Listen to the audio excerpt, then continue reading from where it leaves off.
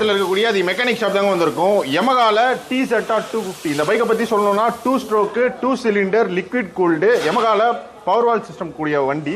Yamaha TZR top speed பார்த்தீங்கன்னா 220 plus பண்ணும். 0 to 200 less than 15 செகண்ட்ஸில் பண்ணும். ஒரு சூப்பர் ஸ்போர்ட் பெர்ஃபார்மன்ஸு, ஒரு ரேஸ் கான்செப்டில் ஃபுல்லாகவே டிசைன் ஆன பைக்கு.